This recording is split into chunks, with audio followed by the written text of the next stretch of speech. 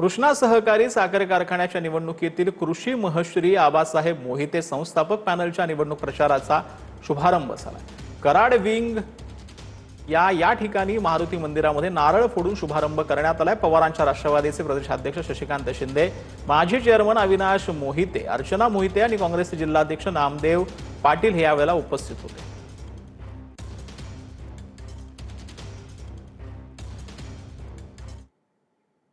बनावट आयटी कंपन्यांच्या विषयात सरकारने लक्ष घालावं अशी मागणी आयटी कर्मचाऱ्यांच्या हक्कासाठी झटणाऱ्या फोरमचे अध्यक्ष पवनजीत मानेंनी केली आहे। हिंजवडी आयटी पार्कमध्ये रातोरात कंपनी बंद झाल्याने 700 जण बेरोजगार झालेले होते।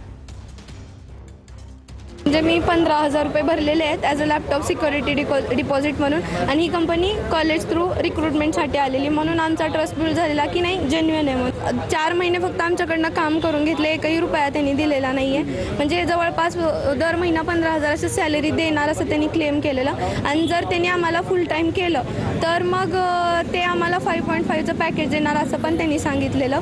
आणि मग ते दर 2 महिन्याला आमचे इंटरव्ह्यू घ्यायचे, आणि मग मध्येच त्यांनी आमच्या जे बॅचचे होते त्याच्यामध्ये जवळपास 90 लोकांची बॅच होती, तर 60 ते 80 जणांना काढून टाकलं आणि त्यांना चेक दिले 50-50 हजाराचे, जे की नंतर बाउन्स झाले।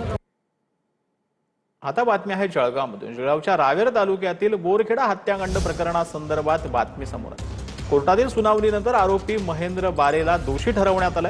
अल्पवयीन मुलीवर अत्याचार करून तिच्यासह 4 भावंडांची हत्या करण्यात आली। उद्या अंतिम निर्णय होणार असून आरोपींच्या शिक्षेवर निकाल येणार आहे। पुण्याच्या कदमवाग वस्तीतील निसर्ग हॉटेलमध्ये टवाळखोरांचा धुडकूस पाहायला मिळतोय। किरकोळ कारणावरून वाद घालत टवाळखोरांनी मोठा राडा घातला। हॉटेलची तोडफोड करत टोळीकडून परिसरातील वाहनांवरही दगडफेक करण्यात आली। तोडफोड आणि दगडफेक करणाऱ्यांची ओळख पटवण्याचं काम सध्या सुरू आहे।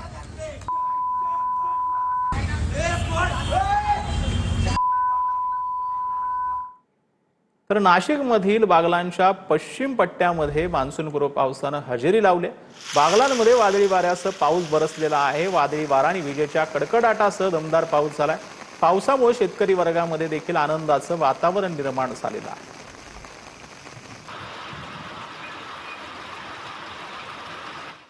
तर छत्रपती संभाजीनगरातील ऐतिहासिक पानचक्की परिसरामध्ये आता असलेल्या 300 वर्ष अधिक जुन्या वडाच्या वटवृक्षाची मोठी फांदी कोसळली। ही फांदी प्रवेशद्वाराच्या गेट, स्टॉल आणि दुकानाच्या शेडवर पडल्यानं नुकसान झालंय। सुदैवानं संभाव्य परिसर आधीच पर्यटकांसाठी बंद ठेवण्यात आला होता, यामुळे कोणतीही जीवितहानी झालेली नाही। सातारा जिल्ह्यात जून महिन्यामध्ये धरणाची अवस्था बिकट झाली आहे। सध्या कणेर धरणामध्ये 3.23 टीएमसी आणि धोम धरणामध्ये 2.49 टीएमसी इतका पाणी साठा शिल्लक आहे। या महिन्यात पाऊस न झाल्यास जिल्ह्यामध्ये पाणी समस्या उद्भवण्याची चिन्ह आता दिसू लागलेली आहे। याचा आढावा घेतला आमच्या प्रतिनिधी।